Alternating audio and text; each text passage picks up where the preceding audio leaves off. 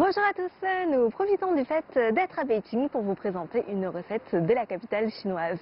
Bien évidemment, la recette la plus connue est la recette du canard laqué pékinois, mais ce n'est pas la seule recette de Beijing. Et aujourd'hui, nous allons vous présenter une recette qui se mange de la même façon, mais faite à base de poisson dans ce restaurant Sushi Tongtang. Je suis Lisa et bienvenue dans Secret Chef, l'émission qui donne l'écran.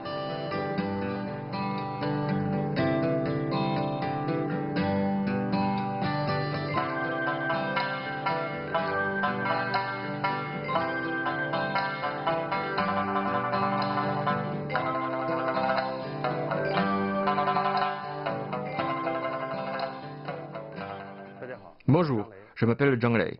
Je suis le chef du restaurant Sushi Tongtang.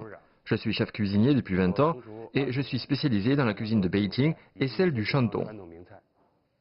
Bonjour chef. Bonjour, bienvenue dans notre restaurant Sushi Tongtang.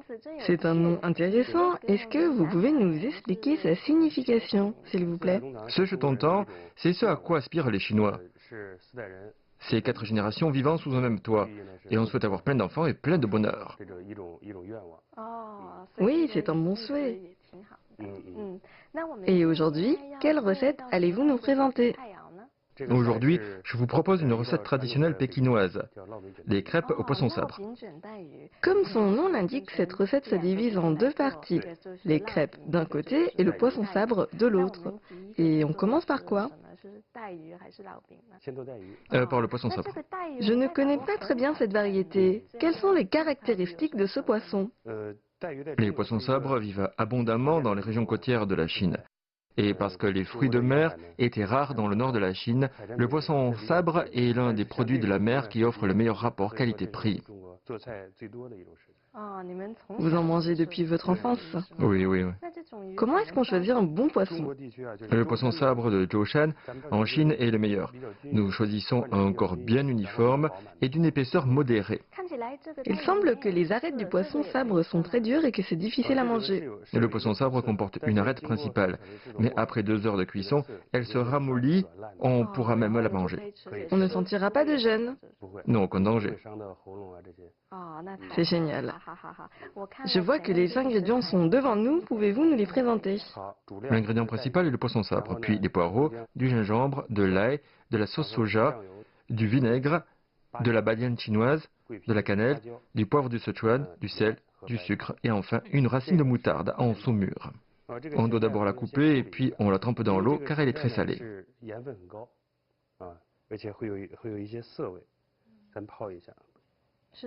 On la coupe comment?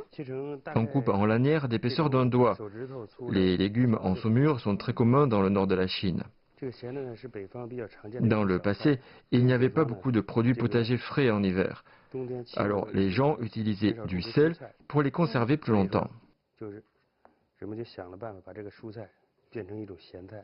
On doit tremper combien de temps? Environ une demi-heure. Ensuite, on marine le poisson. On commence par couper les accompagnements. Le poireau, pas trop.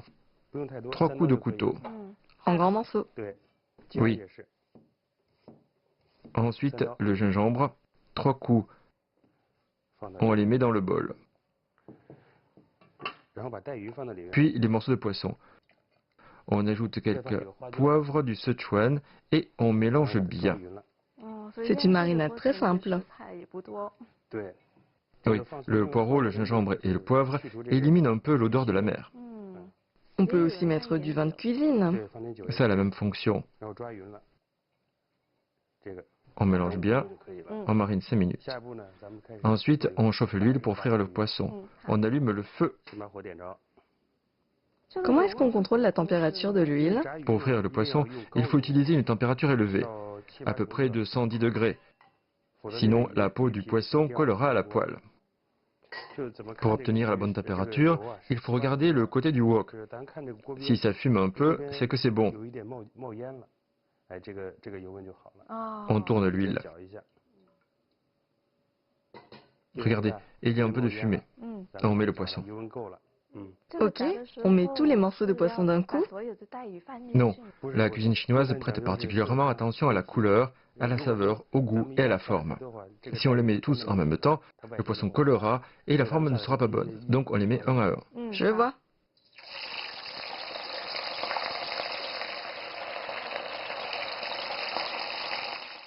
Il ne faut pas tout de suite les bouger. Il faut que la peau cuise. Ensuite, on retourne doucement avec des baguettes pour empêcher que ça ne colle ensemble. Quand les deux côtés sont dorés, c'est bon. Est-ce qu'on frit deux fois? Non, une fois suffit.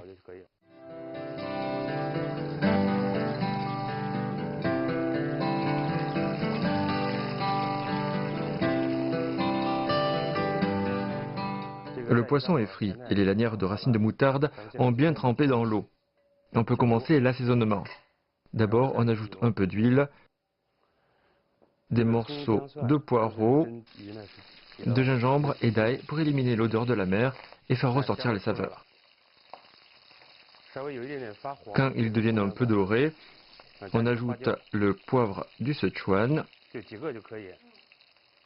une badiane chinoise et on continue à remuer. Ça sent déjà très bon. Oui. On ajoute un petit morceau de cannelle. Ce sont les épices les plus communes de la cuisine chinoise. On les utilise souvent dans des ragoûts de poisson ou de viande. Puis, du vinaigre, de la sauce soja. Après ébullition, l'odeur de la sauce soja se dégage. Puis, on ajoute du bouillon. Qu'est-ce qu'on a mis dans ce bouillon? Un poulet entier et des os de porc. Si on n'a pas de bouillon, on peut mettre de l'eau à la place? C'est possible, mais avec du bouillon, c'est certainement meilleur. Ensuite, on met le poisson dedans. Après la friture, on doit encore mijoter? Oui, ensuite, on ajoute les légumes en saumure. On cuit les deux ensemble. Oui, Et on cuit combien de temps? environ 2 heures. C'est très long, c'est une étape obligatoire. Oui, tout à fait. C'est pour ramollir les arêtes du poisson. Et si on utilisait une cocotte minute à la place? C'est possible. Il faudrait cuire combien de temps? Ça prendra moins de 2 heures, environ 40 minutes. C'est donc plus rapide, on n'a pas besoin d'attendre 2 heures. C'est économe en temps. Oui. Regardez, ça bout. On peut commencer à assaisonner. Mais parce que le légume est déjà salé, on ne va pas mettre beaucoup de sel. 1 gramme suffit. Du sucre. Pourquoi du sucre? Il y aura un petit goût sucré. 2 cuillères. On a frit le poisson à grand feu, mais il faut mijoter à feu doux pour que les assaisonnements imprègnent bien dans la chair du poisson et ne pas désagréger les morceaux. On couvre, n'est-ce pas? Oui. Regardez, on voit des petites bulles, on peut couvrir.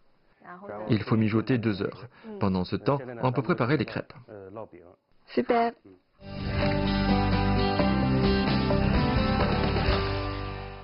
Les ingrédients de cette crêpe sont très simples. De la farine, de l'eau et de l'huile de cuisson. C'est tout. Oui, oui. Quelle proportion d'eau et de farine? 500 g de farine et 30 centilitres d'eau. On verse l'eau par étapes. Oui, petit à petit, c'est plus facile pour obtenir la bonne consistance. Est-ce qu'on utilise de la farine classique, de la farine tendre ou de la farine de pain? De la farine classique. Maintenant, on obtient une pâte. Elle ne doit pas être trop dure. Et pourquoi? Sinon, la crêpe deviendra sèche et dure. On ajoute un peu d'eau.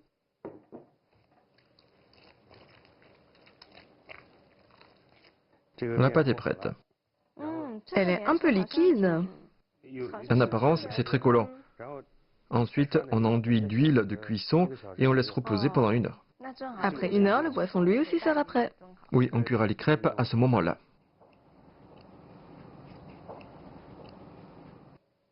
La pâte a bien reposé. La pâte est vraiment très tendre et non collante. C'est grâce au temps de repos? Oui, la pâte a bien reposé et est devenue élastique. Ensuite, on fait un petit morceau de 50 grammes.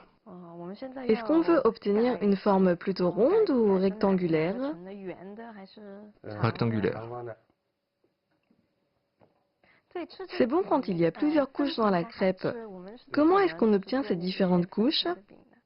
On fait d'abord une grande bande. On l'enduit d'huile, puis on l'enroule sur elle-même. Ah, c'est comme ça qu'on fait des couches. Oui. Ensuite, on recommence à l'aplatir. Et on enduira encore une couche d'huile. Pas besoin. On peut allumer le feu, On utilise un feu vif ou un feu doux? un feu modéré. On commence par appliquer de l'huile dans la poêle. Quand la température monte, on met la crêpe.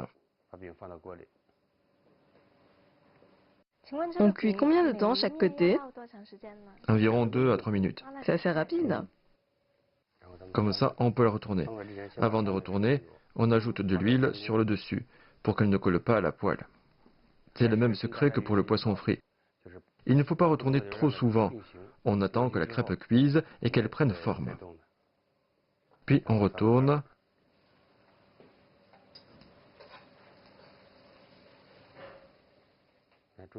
On voit que ça gonfle au milieu. Maintenant, la crêpe est cuite. On attend juste qu'elle dore un peu.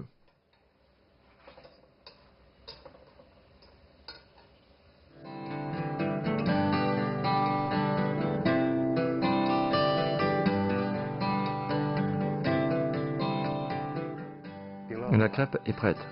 Coupons-la.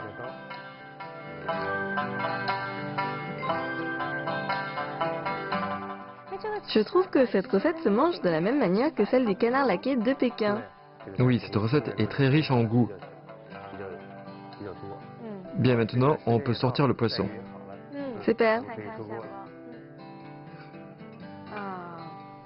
Ça sent bon, n'est-ce pas? Oui. On dépose sur l'assiette.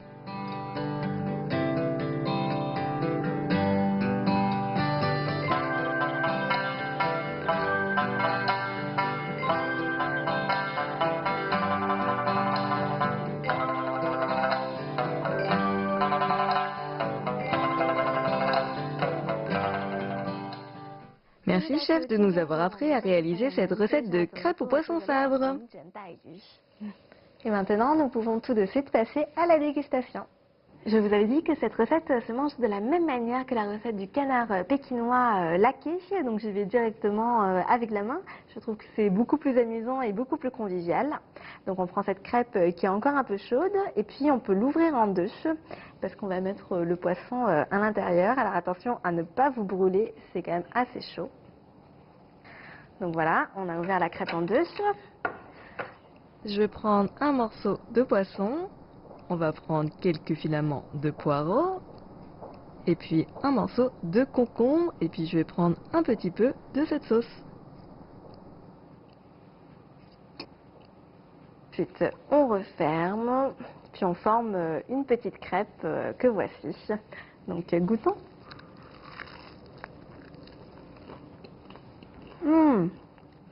La crêpe est vraiment croustillante, un petit peu salée. Le poisson lui-même est aussi salé. Il y a quelques notes un peu de sucré.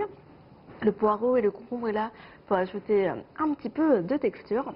Et ce qui est vraiment fascinant, c'est que les arêtes ont complètement fondu. En fait, vous ne les sentez absolument pas. Vous pouvez manger ce poisson comme s'il n'y avait pas d'arêtes. Ça ajoute même pas de côté croquant, ça a complètement fondu. C'est parce que nous avons cuit le poisson pendant plus de 2 heures, ce qui est très très important. Nous avons également préparé des petits légumes que je retrouve ici en dessous. Je vais en prendre un et goûter. C'est à peu près les mêmes saveurs que le navet cuit. En fait, vous savez, c'est un petit peu moelleux, il y a très peu de résistance. Il y a un petit goût acidulé, un petit goût sucré. Ça se marie d'ailleurs très bien avec ces crêpes et ce poisson. En tout cas, c'est une recette très facile à réaliser à la maison et puis très conviviale à partager entre la famille ou avec les amis. Encore une autre recette à rajouter dans vos répertoires. Et quant à moi, je vous dis à très bientôt pour de nouvelles recettes dans Secret Chef.